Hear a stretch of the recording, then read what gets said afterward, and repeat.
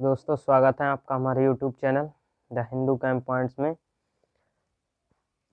दोस्तों अभी तक आपने हमारे YouTube चैनल को सब्सक्राइब नहीं किया है तो कृपया सब्सक्राइब कर लें, इससे हमारे YouTube चैनल पर पड़ने वाली हर वीडियो की नोटिफिकेशन आप तक पहुंच सके।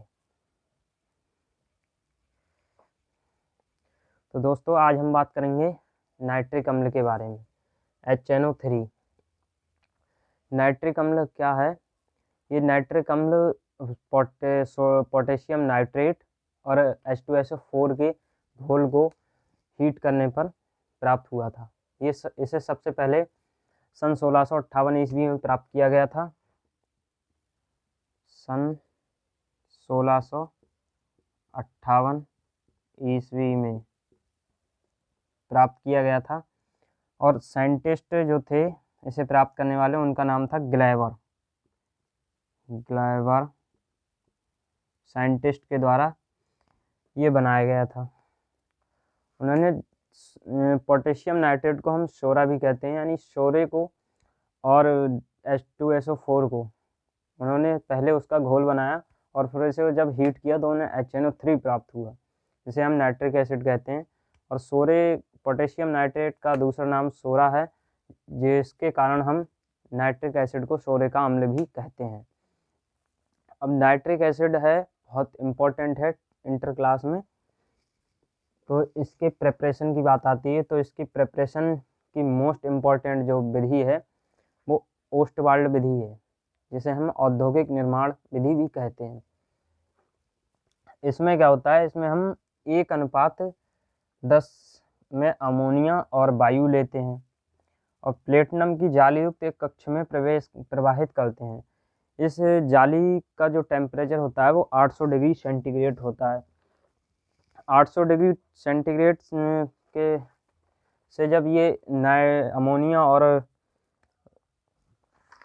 वायु की रिएक्शन होती है तो हमें नाइट्रिक ऑक्साइड प्राप्त होती है। फिर ये नाइट्रिक ऑक्साइड ऑक्सीडाइजिंग चैम्बर में जाती है। ऑक्सीडाइजिंग चैम्बर में जाके ये ऑक्सीजन से क्रिया करके NO2 बनाती है। NO2 हाइड्रोलिसिस करके HNO3 बना लेता है। तो इसका हम चित्र बनाते हैं।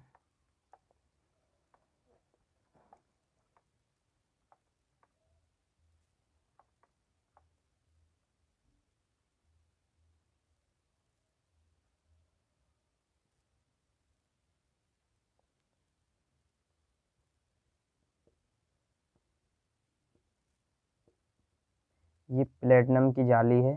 प्लेटिनम को हम शॉर्ट में PT से इंडिकेट करते हैं। प्लेटिनम जाली युक्त चैम्बर को हिंदी में कहते हैं कक्ष। इसका टेम्परेचर होता है 800 degree centigrade.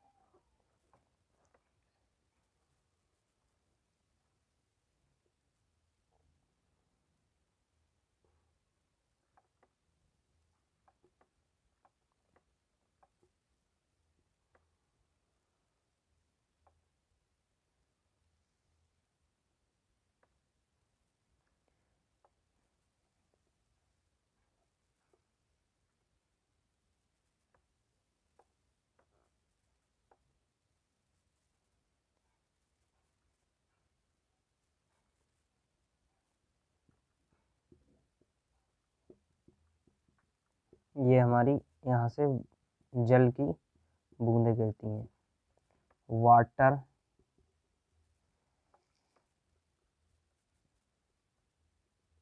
Dilute HNO3।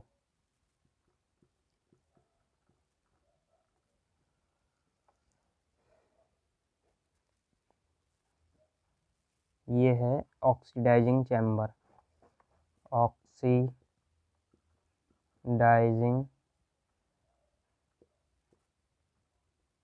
Chamber.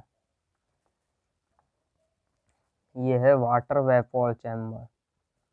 Water vapour chamber.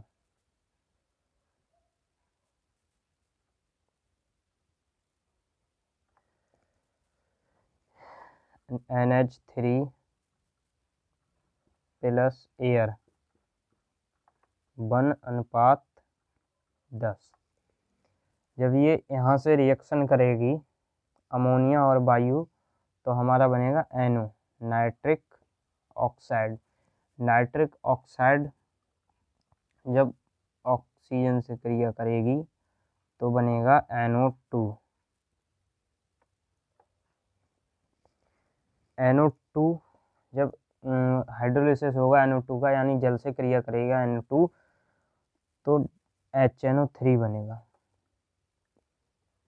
अब इसकी हम थ्योरी किस हिसाब से लिखेंगे, जब हम अमोनिया और वायु को 1:10 में लेते हैं तो इसे हम प्लेटिनम की जाली युक्त कक्ष में प्रवाहित करते हैं, जिसका टेम्परेचर 800 डिग्री सेंटीग्रेड होता है।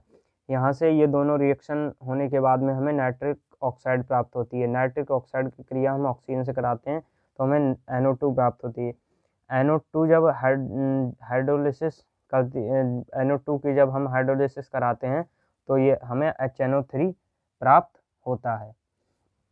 ये तो हमारी हुई इसकी प्रोसेस बनाने की। इसके बाद आती है इसकी फिजिकल प्रॉपर्टी। फिजिकल प्रॉपर्टी क्या होती है? फिजिकल प्रॉपर्टी ये एक रंगहीन द्रव्य है। ये एक रंगहीन द्रव्य प्रकाश की उपस्थिति में नाइट्रोजन के ऑक्साइडों में ये धीरे धीरे अपघटित हो जाता है। अब इसकी केमिकल प्रॉपर्टीज देखते हैं।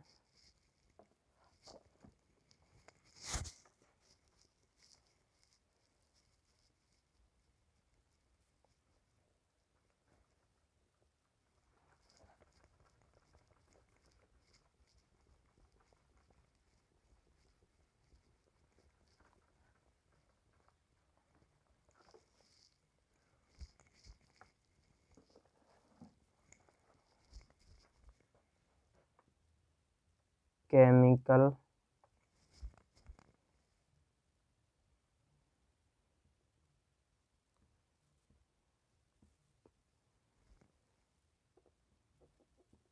Properties number 1,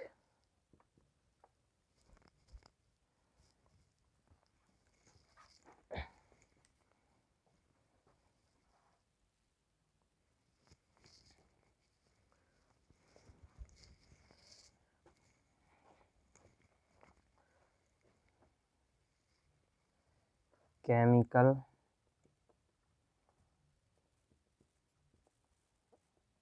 property.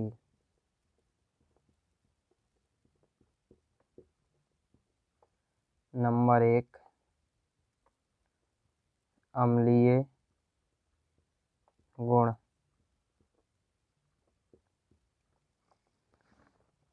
अम्लीय गुण क्या है?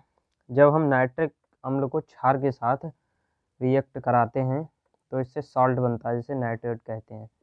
HNO3 plus NaOH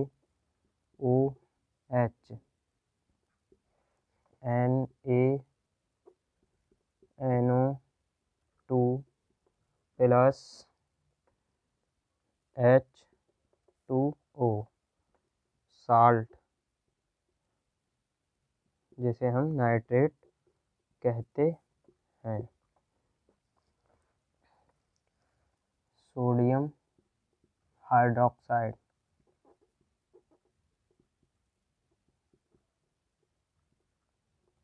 sodium hydroxide. Number 2, ऑक्सीकारक गुण। ऑक्सीकारक गुण।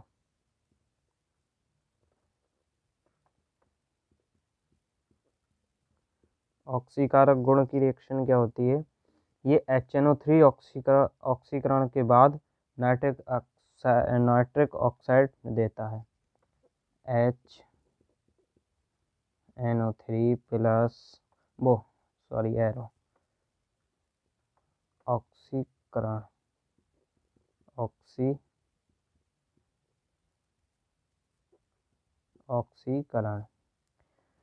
NO प्लस H2O, और इसमें हमारी नवजात ऑक्सीजन बनती है। ये होती है नवजात ऑक्सीजन।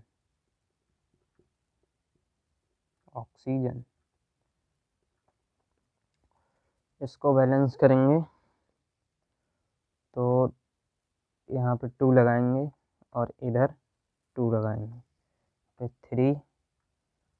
ये हमारी रिएक्शन बैलेंस हो गई। अब देखते हैं नंबर 3, HNO3 ऑक्सीकृत होकर HNO3 आयोडीन को ऑक्सीकरण करके आयोडिक एसिड में परिवर्तित कर देता है। यह आयोडीन को आयोडिक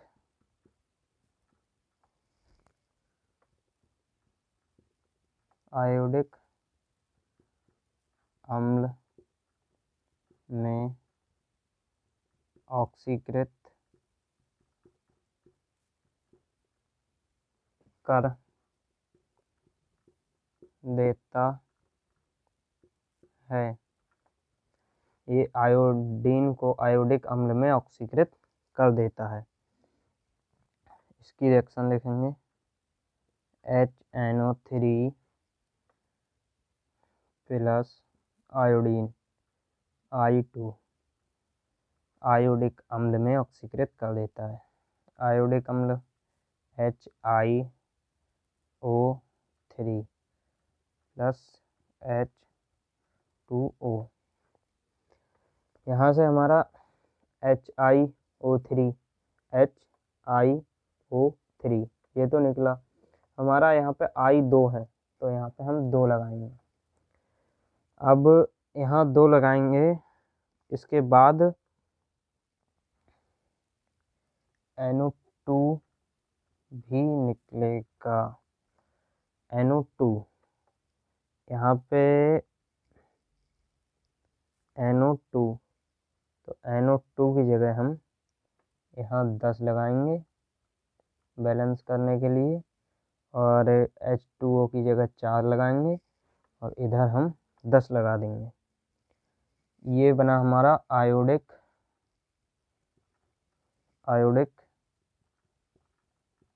एसिड। इसके यूजेज हुए, देख, इसका यूज विभिन्न रासायनिक पदार्थों के बनाने में किया जाता है, और इसका यूज ट्राइनाइट्रोटोलुइन बनाने में किया जाता है। विस्फोटक पदार्थों के बनाने में भी किया जाता है।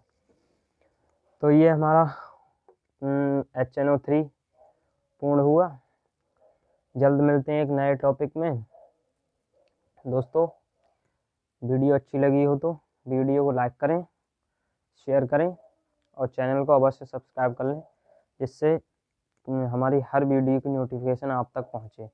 आपको प्रतिदिन इस चैनल पर एक वीडियो प्राप्त होगी। वीडियो को अपने दोस्तों के साथ शेयर अवश्य करें और हमारे टेलीग्राम चैनल को ज्वाइन कर लें। इसका लिंक डिस्क्रिप्शन में दिया गया है। धन्यवाद।